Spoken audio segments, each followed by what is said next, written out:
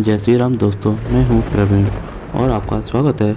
आप सुन रहे हैं प्रवीण हॉरर स्टोरी। यहाँ आपको मिलती है देश दुनिया के कोने कोने से आई बहुत खौफनाक दास्तान और ऐसी सच्ची घटनाएं जिन पर यकीन करना मुश्किल है।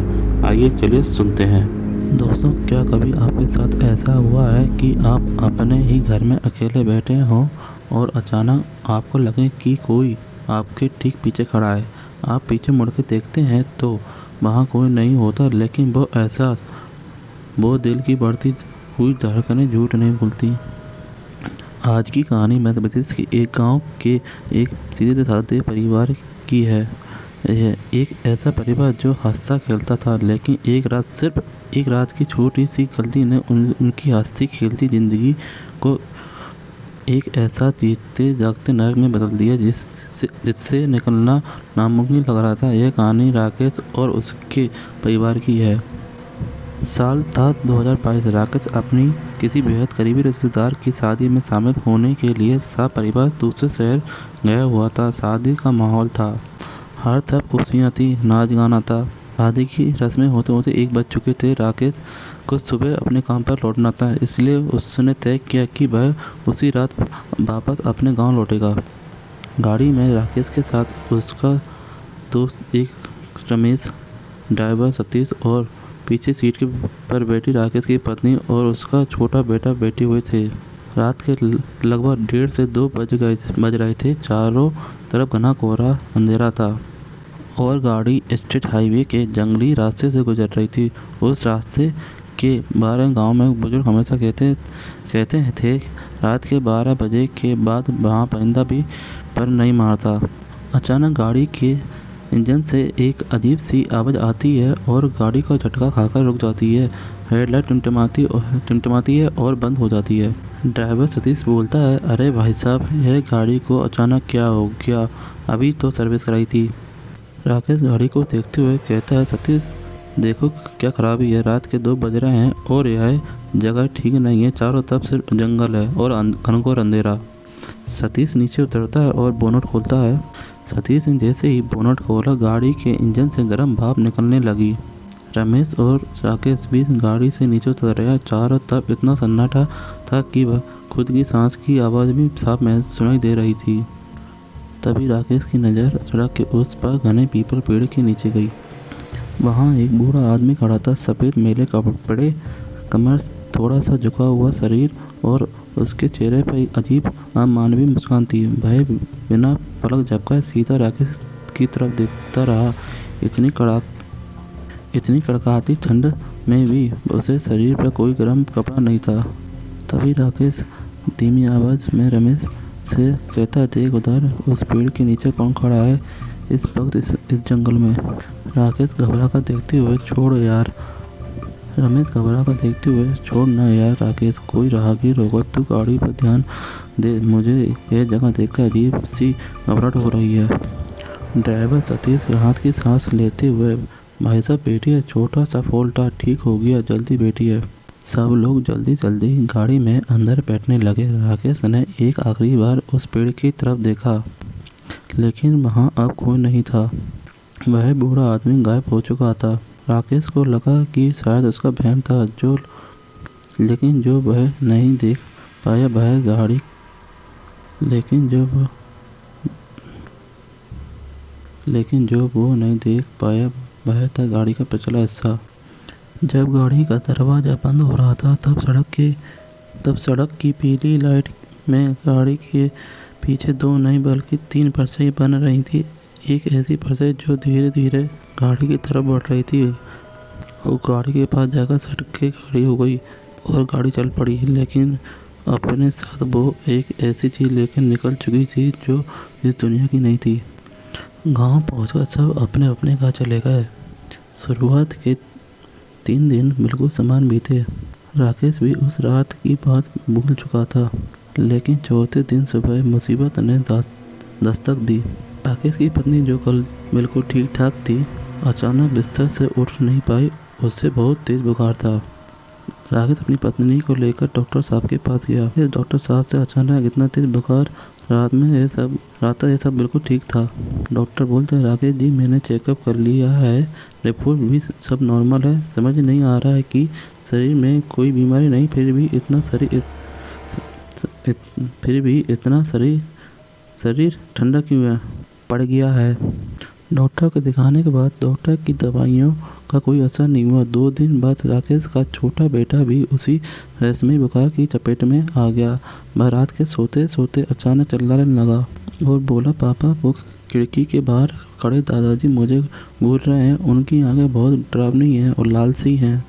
राकेश जब खिड़की के बाहर देखता है तो वहाँ सिर्फ अंधेरा होता है, लेकिन डर का सिलसिला ही नहीं रुकता। अब राकेश के घर में वो होने लगा जिसको देखकर किसी भी कमज़ोर दिल वाले इंसान की रूह कांप जाए। रोज़ रात के ठीक 3-3:15 बजे रसोई में रखे सारे बर्तन अपने आप ज़मीन पर गिर जाते हैं। जैसे ही राकेश टॉर्च लेकर रसोई में जाता है वहाँ सब कुछ बिखरा हुआ मिलता है, लेकिन कोई इंसान वहाँ नहीं होता। और तो और जब राकेश रात को सोने की कोशिश करता है तो उसे अपने घर की छत पर किसी के भारी कदमों से टहलने की आवाज़ आती है, टप टप टप, मानो कोई ऊपर चक्कर काट रहा है। ऐसे 1 महीना, 2 महीना और फिर 3 महीना बीत गए।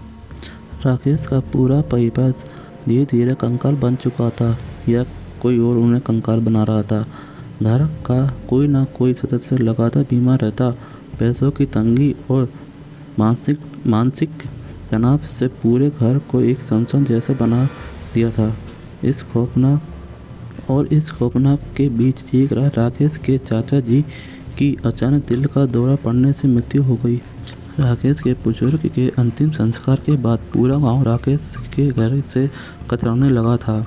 लोगों का मानना था कि इस घर पर कोई भयंकर श्राप है। तभी गांव के एक वृद्ध ने राकेश के कंधे पर हाथ रखकर और कहा, राकेश पानी अब सिर से ऊपर जा चुका है। शहर के पास एक सिद्ध तांत्रिक बाबा रहते हैं, उन्हें यहाँ लेकर आए, वरना यह बला किसी को जिंदा नहीं छोड़ेगी। अगले दिन ही राकेश उन तांत्रिक बाबा को अपने घर ले आए। बाबा जैसे ही घर के मुख्य दरवाजे पर पहुंचे वे अचानक चौंक गए। उनके चेहरे पर चिंता और की लकीरें उभर आईं। तांत्रिक गंभीर और भारी आवाज़ में बोलता है, राकेश इस घर की चौखट के अंदर पैर रखना मौत की दावत देना है। हवा में शमशान की राख की गंध है। मुझे सच बताओ, क्या कुछ महीने पहले तुम किसी सुनसान जगह रुके थे? राकेश घबराते हुए हाथ जोड़कर बोलता, हाँ बाबा, 3 महीने पहले एक शादी से लौटते वक्त रात के 2 बजे के आसपास उस जंगल से हमारी गाड़ी खराब हो गई थी। उस जंगल के पास हमारी गाड़ी खराब हो गई थी। वहाँ एक बूढ़ा आदमी दिखा था। तांत्रिक टोकते हुए बोलता, बस मैं समझ गया, वो कोई इंसान नहीं था राकेश, वो सालों से उस जंगल में भटकती हुई एक दुष्ट आत्मा थी। जब तुम्हारी गाड़ी रुकी तो उसे एक जरिया मिल गया और वह तुम लोगों के साथ तुम्हारी गाड़ी में आ गया, तुम्हारी गाड़ी से यहाँ तक आ गया। राकेश रोते हुए बोलता, बाबा उसे पकड़ के बाहर क्यों नहीं निकाल देते? मेरे परिवार की जान खतरे में है। तांत्रिक बोलता, उसे पकड़ना इतना आसान नहीं, भाई कोई साधारण आत्मा नहीं बल्कि एक छलावा है। भाई रूप बदलने में माहिर है। भाई कई बार तुम्हारे सामने आती है लेकिन तुम उससे पहचान नहीं पाते।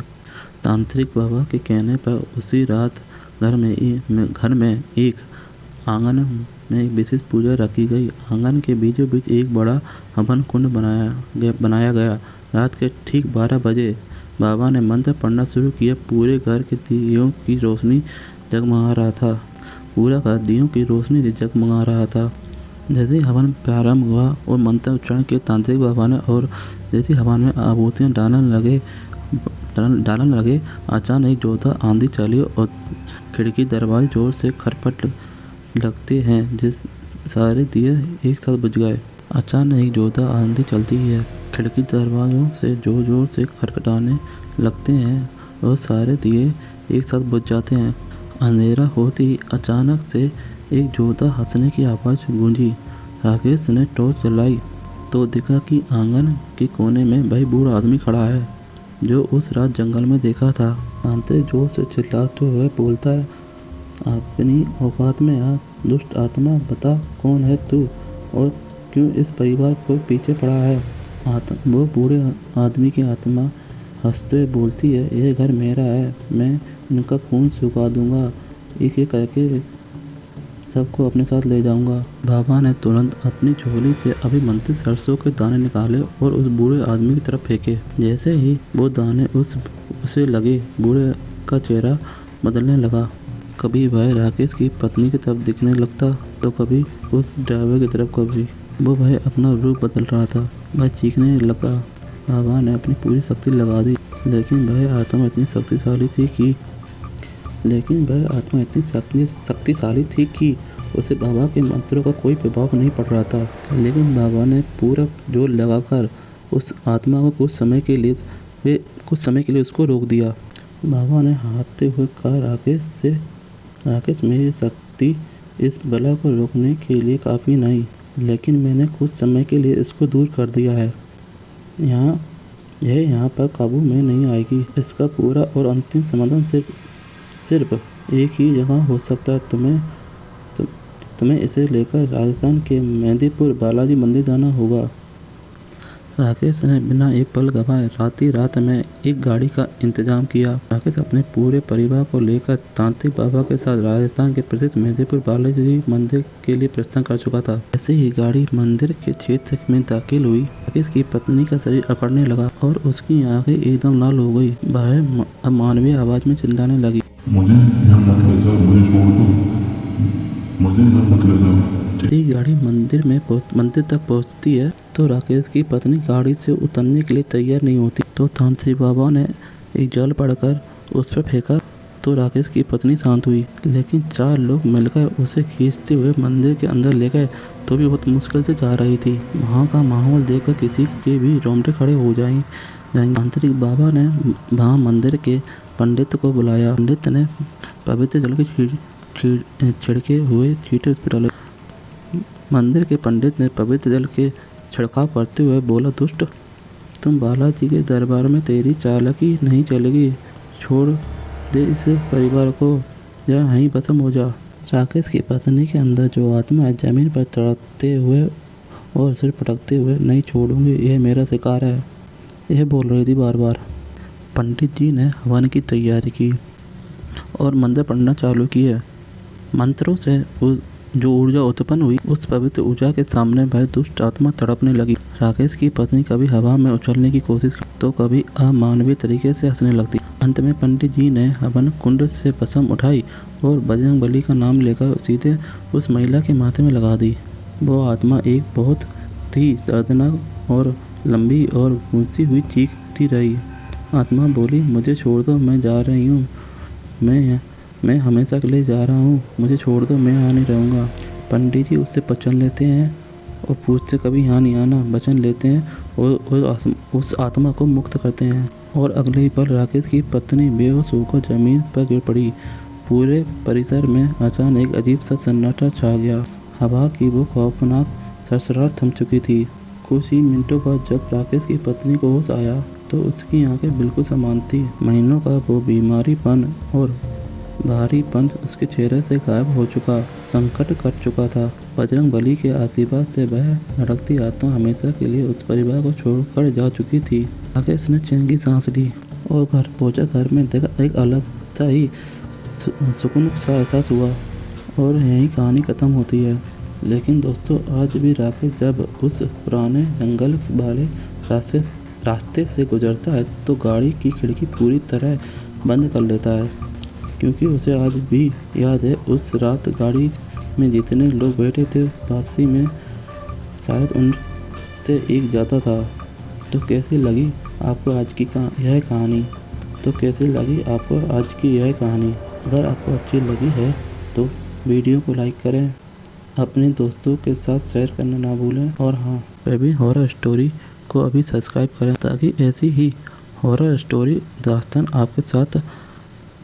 आपको मिलती रहे। कमेंट में जय श्री राम या जय मेहंदीपुर बालाजी लिखना ना भूलें। मिलते हैं अगली नई कहानी के साथ। तब तक के लिए सुरक्षित रहें और सावधान रहें।